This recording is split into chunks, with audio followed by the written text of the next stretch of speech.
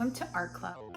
I'm Miss Liz, and today we're going to be creating a beautiful fall painting with an apple and even our own hands in it. Something like this.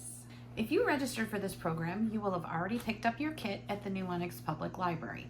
Let's go ahead and find out what's inside. Watercolors, a sheet of watercolor paper. There's also some oil pastels, one in black and one in like a skin color. Some things that you'll need from home are a cup of water, a pencil, and a paper towel. All right, so the first thing that we're gonna do is we're gonna draw our apple using our pencil. Now, I want you to remember that not all apples look the same. Some are more rounded, some may even have, I don't know, let's just say a dent in them. So they're never perfectly round or smooth. And all of our apples are gonna look different and unique. We're gonna start out by drawing the stem. And we're gonna make a pretty big apple on here. So think about maybe the size of an adult hand. So your hand's gonna be smaller, so take up a good portion of your paper for your apple. My stem is going to be at the top of the apple, but once you start drawing the apple attached to your stem, if your stem is off to the side, that looks great too. So we're going to start by drawing the stem like this on a slight curve. And another one similar. We're going to draw a little line here, slightly curved, and a little one there to give it a little bit of dimension. And then we're going to draw a small curve just underneath at the bottom of the stem right there. Almost like you're drawing a smile. Next, we're going to go back up to the stem and curve to the left. So I'm going to start drawing the left side of the apple. And I'm gonna do first like a little dip down and then back up. And then I'm gonna start and go to right about here. Now we're gonna do something similar on the other side. We're start at the stem, dip down a little bit, and then go to the side and start curving down. Now you can already see that mine don't match. So my apple is going to look pretty unique. Then we're gonna go back up here and we're gonna start curving down towards the bottom of our apple. And you know how I said make it this, a larger apple? Mine may not be as large as I originally thought it was gonna be, and that's perfect too. So we're gonna start going down to the bottom and we'll stop about there. And I think I'm gonna erase this part right here. And then go in and down towards the bottom. Now we were gonna go back up here and we're gonna curve down toward the bottom, and we can aim the bottom to the center of the stem. So here's the center of the stem. So we're gonna go down, and then here it lines up, and we're gonna go down and then connect them. So there's my apple. How does yours look? Just don't forget, all apples are unique and different. I almost feel like mine looks like a green pepper. All right, so next, let's go ahead and add a leaf. So we're gonna start back up here at the stem, and we're gonna draw a curve like that. And then we're gonna go back up and do the other side. And next, we'll draw some lines inside. So try to go like in the middle, about 3/4 of the way like that. And then we're gonna draw some little like veins right there. All right, that looks pretty good. So the next part, we might need a little bit of help. We need to trace our hand that is gonna be holding the apple. So it makes sense to have your thumb up, because when you're holding an apple, here I don't have an apple, but pretend my glass of water is an apple. You're gonna hold it and your thumb's over here and your fingers are over here. So when you're holding your apple, you're gonna hold it like this. So if you have someone there who can help you, great. If not, you can give it a try on your own. It might seem a little bit awkward, especially for me because I'm right-handed, so my right hand is on my apple. So I'm going to be tracing using my left hand, so that might be a little difficult. So we're going to want our apple to end up right here in this area between your thumb and your fingers.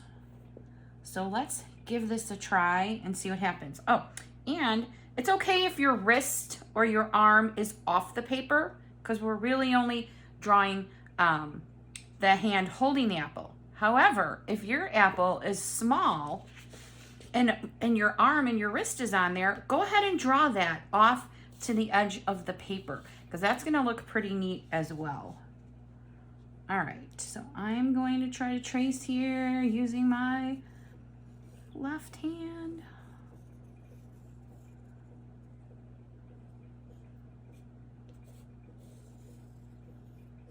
Well, it's going pretty good. We'll see how it looks when I pull my hand away.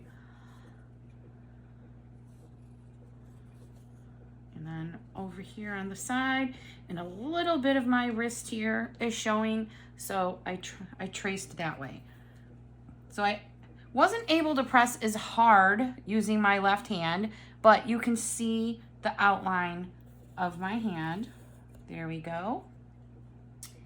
Next, I think it might be fun to put some fingernails on there. So I'm gonna add some fingernails. If some of you want to give yourself some nail polish, you can do that later. So now I'm going to gently erase this part of the apple right here because we're going to be coloring in our hand and it might be hard to cover that up. So see if you can go ahead, erase that on yours. There. And I'm also going to erase this part where my fingernail is because that's showing the line for the apple. Oh, and this one too. Yours may not be that far over because your hands are probably smaller than mine. There we go. That looks pretty good. Now we're going to get our black oil pastel and we're going to begin to trace the apple and our hand. All right. Peel a little bit of paper off there. And I'm going to trace my hand first. So I'm just going to go right over the pencil line and just follow it along. All right.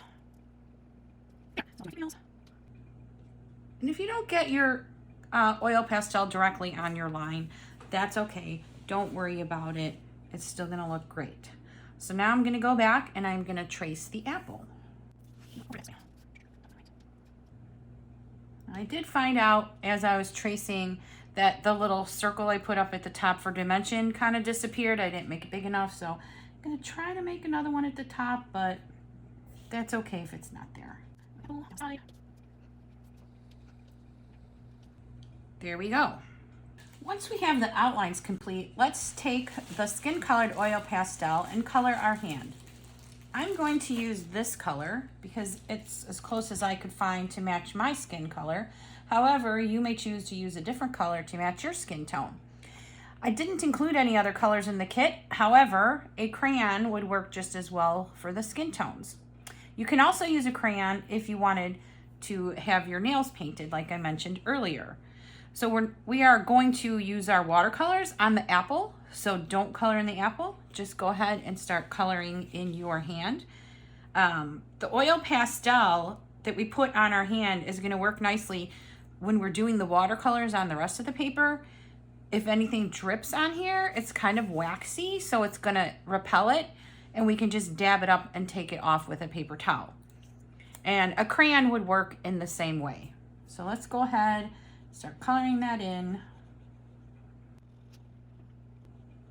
You can see I touched a little bit of the black outline. So make sure you're a little bit careful so you don't get that black on your hand. But again, when things like that happen, that is what makes your artwork unique. So don't worry about it if you get it on there.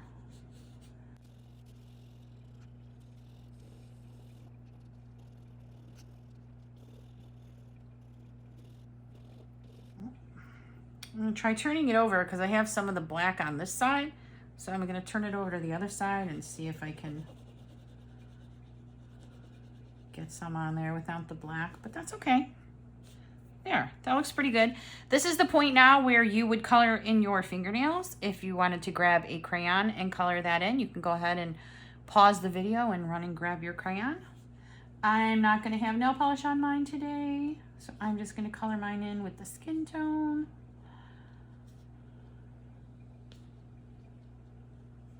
There we go. All right, that looks pretty good. I'm pretty happy with my apple. So let's go ahead and take our bag that our kit came in and lay it down on our work surface. That way, if we make a big mess, we can get that cleaned up easily because it'll soak into our paper. And we are going to go ahead and open up our watercolors. And we're gonna start out by getting the colors that we wanna use in here wet. So we're gonna drop the clean water from our cup onto the hard paint and soften it so we can use it. So I'm going to use red for sure. So I'm gonna put my brush in there, get it a little bit wet, and just drop some water on there. Mine's not dropping too well, so I'm just gonna have to dab it on there, get it wet. So be sure to clean off your paper towel in between so you don't have the red going into the other colors. So I'm gonna use, I think, red, orange, yellow, and probably some green. So go ahead and get your colors ready. So the first thing that we're going to paint is going to be the apple. So we're going to use our red paint and we're going to color in right here and paint in the red apple. So twirl that around, mix it up, and let's see what it looks like. I'm going to start here just for me because then I won't be putting my hand in the paint. So start at the farthest spot away from you. Actually, I like the way my red turned out with just the right amount of water on there. How did yours turn out? So if yours looks a little bit thinner, you can let it dry and add another layer. You can add more water to your paint and mix that up a little bit.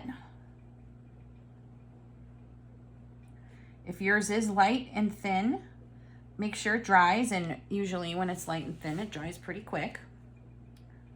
And then go back and paint it again.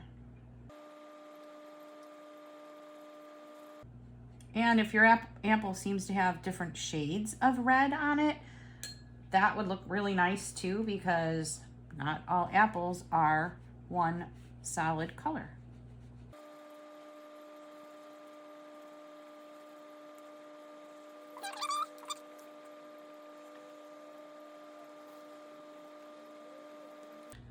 There, that looks pretty good. So the next thing I'm going to do, I forgot about brown. We need a little bit of brown for our stem. So let's go ahead, let that get wet and see how it looks. All right. Oh, mine's pretty wet here because I didn't wait very long to let it soak in. So I'm gonna take my paper towel and take a little bit of that off and spread the little puddle that I have on here.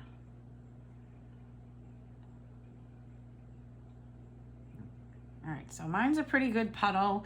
I don't want to take too long for it to dry, so I'm gonna take my wet paintbrush and put it on my paper towel so it's sort of dry, and then it actually almost picks up the paint right off the paper.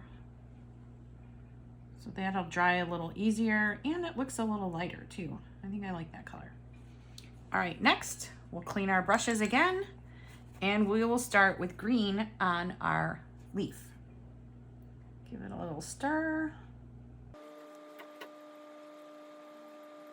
This one looks a little puddly too, but I like that color.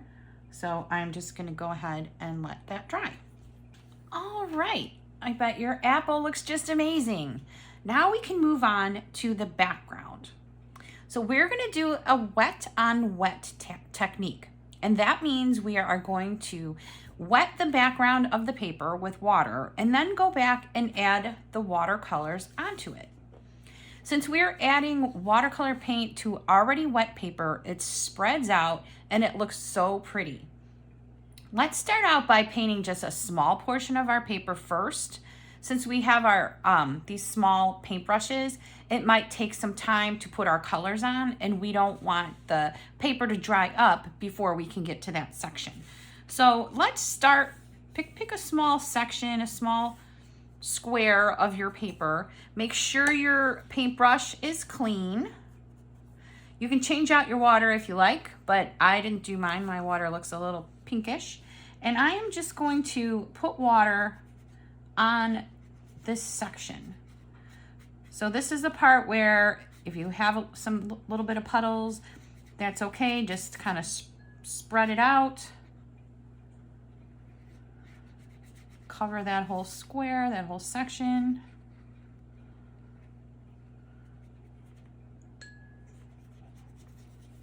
And there we go. Don't forget, if you drop it onto the hand like that, even if it's color, it should repel off and you can just pick it up with your paper towel. Okay, so this section is ready. So I'm gonna take some yellow and I'm gonna drop it on there. I might not have enough water on here, so let's see. All right, so when I practiced earlier, the paint is supposed to spread out and almost look like fireworks with the wet, but it's not really doing that. All right, so it's not quite working out the way that my original plan was, but we're gonna be blending these colors anyway. So get a good amount of color on there. And now I'm going to add a little bit more water to my orange, stir it around. I'm gonna try tapping on there and see how that works. Actually, I really like those little splatters. Can you see those? All right. Now let's give it a try and see if we can add more water and see if those colors blend together. We just might not have had enough water on there. See how the orange and the yellow are starting to blend together? All right, I'm gonna add a little bit more water on these parts that are white. And then I think I'm gonna add a little bit of green on mine. What color do you wanna add on yours? Oh, see, there we go. We did not have quite enough water on there. And you can tell when you have the bigger puddles, it definitely spreads out. Look at that. There we go. How's yours working? Is it spreading out like that? All right, so now I'm going to move on and do an even smaller section. And once this dries, we can always go back and add a little bit more. Now I can tell I have a big puddle right here. So I'm gonna try to spread that out just by tapping it, but I think it's so big it's not gonna work. So I'm gonna take my paper towel and do that. That still looks good.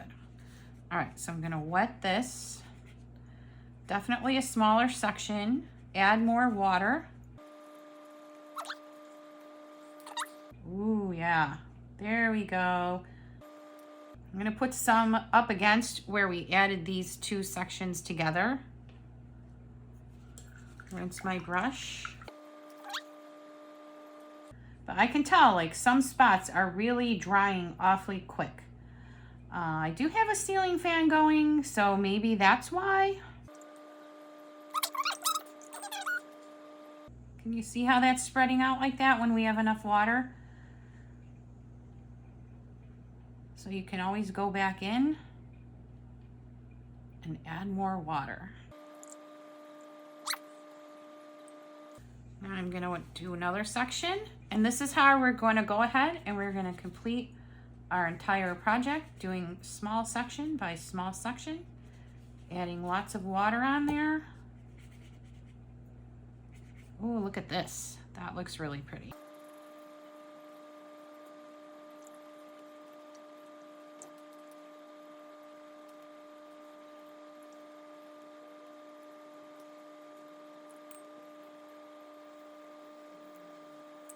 Got another big puddle right here. So I'm gonna dab that up just ever so gently. There we go.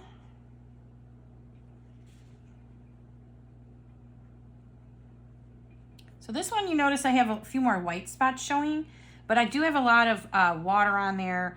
So I think what I'm gonna do is let that part dry. And then if I wanna add more later on, once it's dry, I can add more. So let's go ahead and continue working on another small section.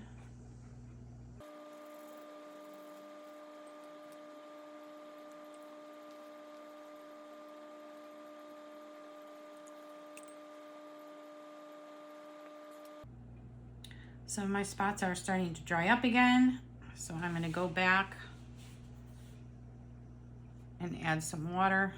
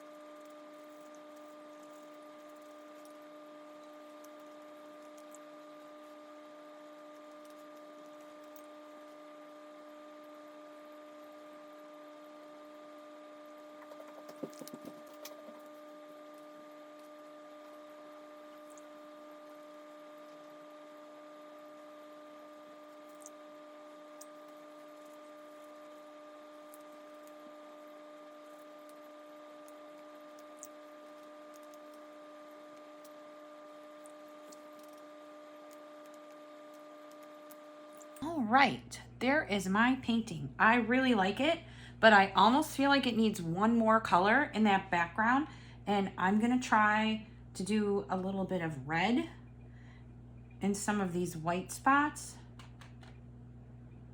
And I'm gonna hope that it spreads out just like the other colors. This one looks good. I might have to add a couple drops of water on there to help it along.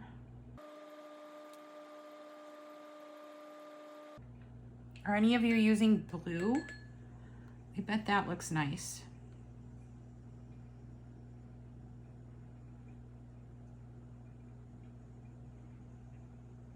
What do you think? How does that look with the added red in there? I think it looks pretty good. I'm gonna add a few more spots. Spread these out a little bit more with some water.